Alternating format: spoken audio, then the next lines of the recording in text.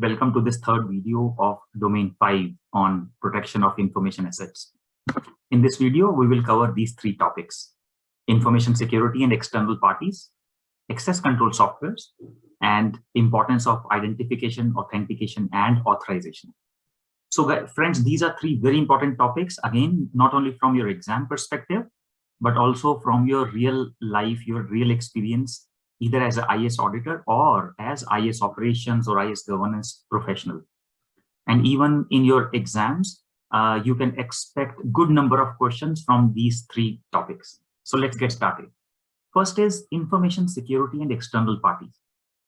External parties are also called third parties. And this risk is becoming bigger and bigger and bigger, with more and more companies going for outsourced services, going for consultants, going for third parties, and so on. And hence, the security on the information, which belongs to you and your company, there needs to be additional controls, additional security requirements around the same. So as far as information security requirements are concerned, guys, I have simplified the requirements for you. So access by external parties to your organization information, it should be provided. It should not be provided until the appropriate controls have been implemented. And as I said earlier, in case of third parties, guys, appropriate controls are actually required to be more stringent than the controls in normal scenario. Okay, and where feasible, a contract has to be signed, which clearly defines the terms and conditions as per which access will be provided to the third parties and how they will use basically the working arrangement, how they will use the access which has been provided to the third parties as well as to their employees. And why, guys, we are very particular about these controls, these more stringent controls, because these third parties, especially the consultants who are on the payroll of another company, they are not into direct employment terms with you or your company, and hence you have very minimal control on how they are accessing your data and how they are using or maybe potentially misusing the data, right?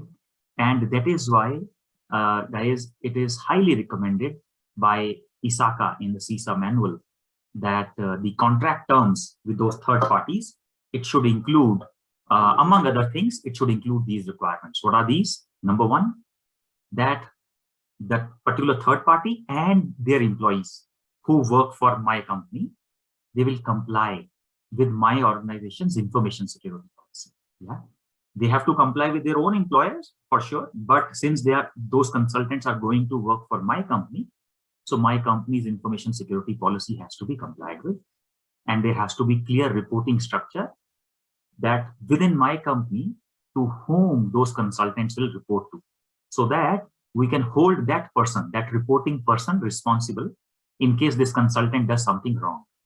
Okay. And an access control policy has to be defined for these third parties as well, and arrangement for reporting, notifying, and investigating any incidents or any breaches.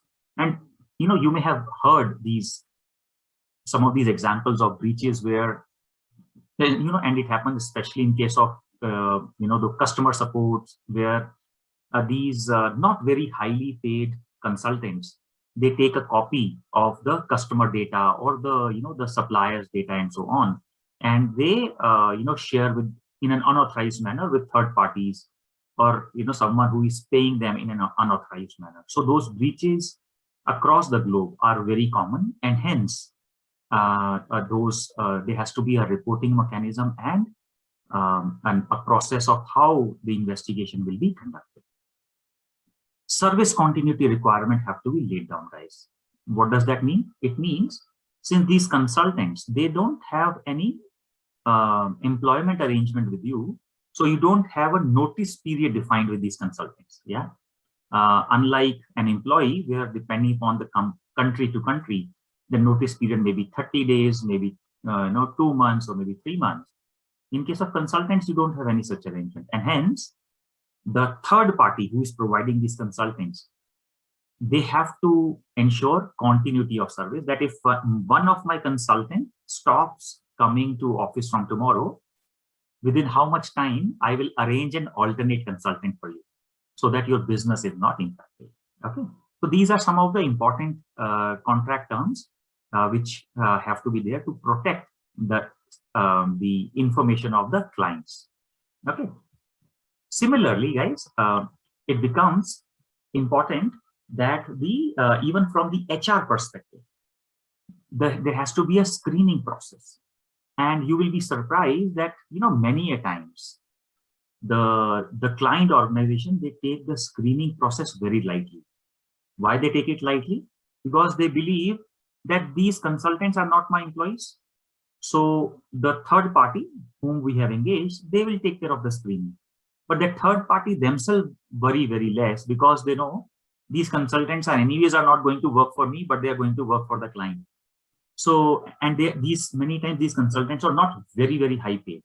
And hence, in many scenarios, the screening is not taken seriously.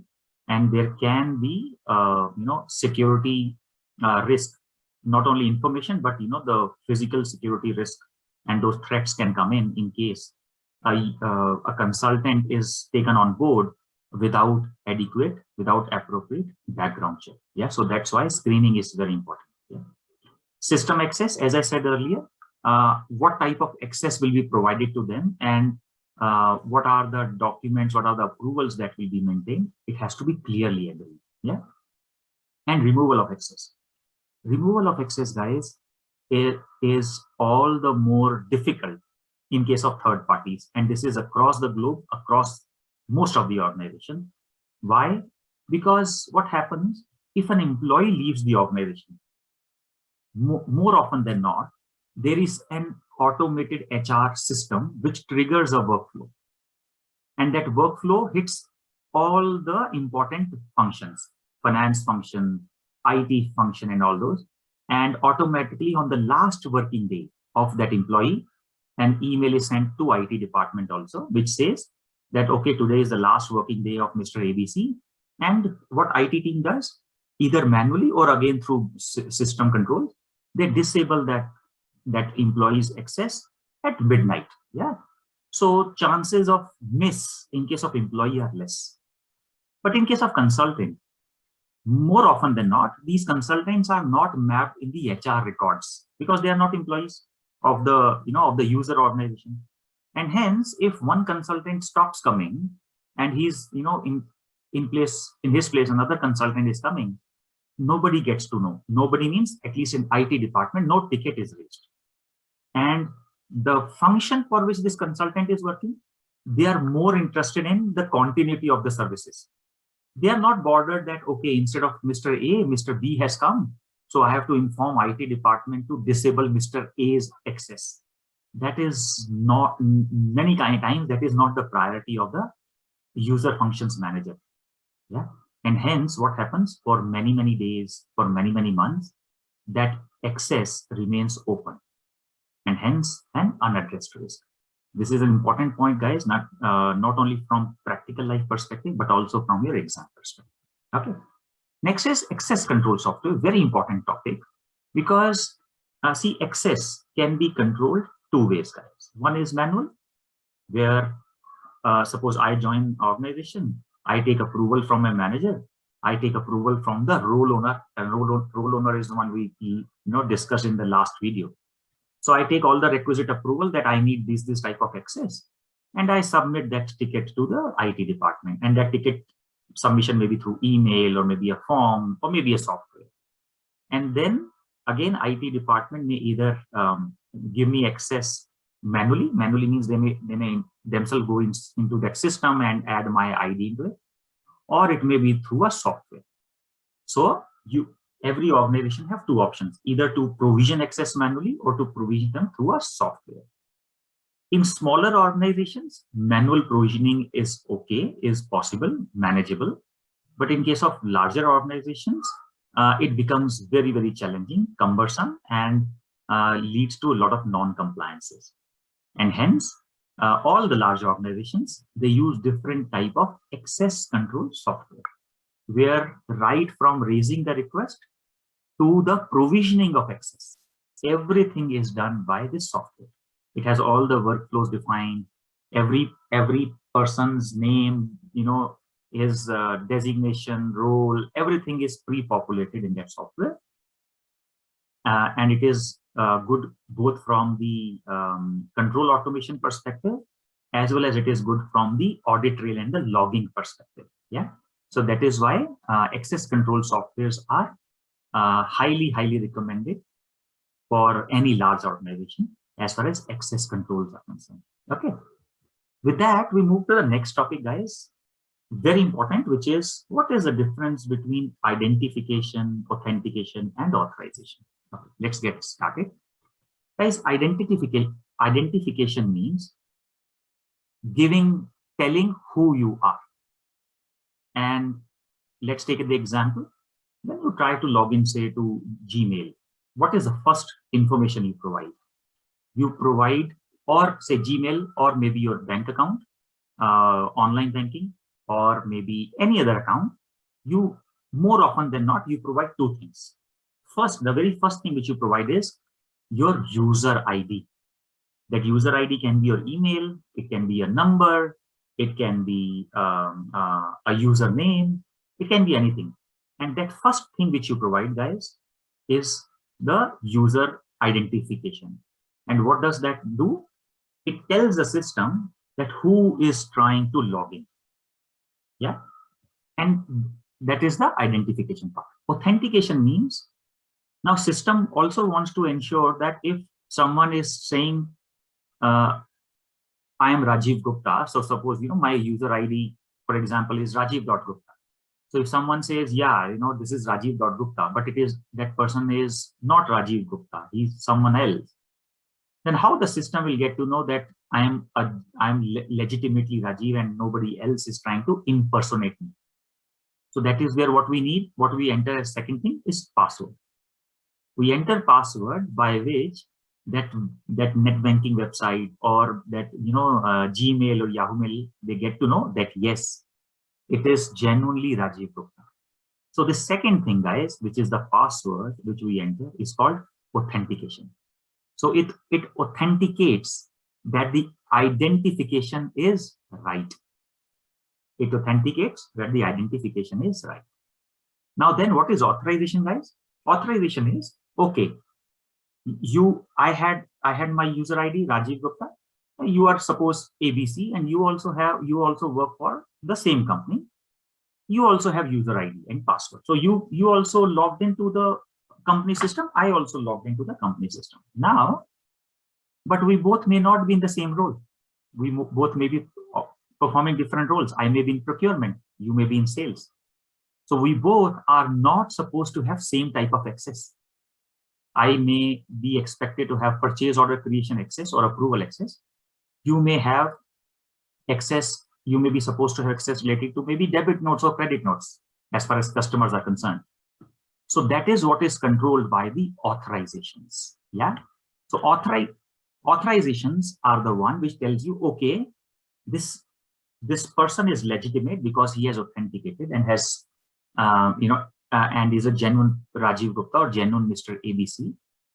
Now, authorization, what it does, it goes back and checks into the system and say, okay, what all roles, what all access have been assigned to Rajiv. And as long as I'm trying to do what I'm authorized, it will allow. But if I try to do something which I'm not authorized to do, it will give me an error message. So for example, say I'm not authorized to pass a journal voucher. Yeah. Or I'm not authorized to create a credit note. If I try to create a credit note by, going into that option, system will give me an error. Why? Because system knows my authorizations. And who had provided me authorizations? In the previous video, we saw two people ideally should approve my access. One is my reporting manager. Second is the role owner / information owner. Yeah. And these two people in the previous video, they would have already approved that, okay, Rajiv Gupta, he's part of procurement department. We will provide him access to create purchase order, to do, suppose, journal vouchers, to create this, to create that. So they have approved, basis which IT department had provided me that particular authorizations. Yeah. So guys, this is how these three aspects of information security, they talk to each other. Yeah. Identification, which is who you are. Authentication, which is prove that who you are. And how we prove through password. And many times if we have two-factor authentication, then we put the OTP or the token number. And once we are authenticated and we have entered into the system, then system checks the authorizations that, okay, Rajiv Gupta, genuine user, let us go back into the server and see what all authorizations he has. As long as I try to do what I'm authorized for, system allows. If I try to do something which I'm not authorized, then system gives an error message. So this is how these three things work together. Very important topic, guys, from your exam perspective, as well as from the real life perspective. So these are the things I wanted to cover in this video. Feel free to put your questions in the comment sections below, and one of us will respond to you as soon as possible. Thank you so much, and see you in the next one.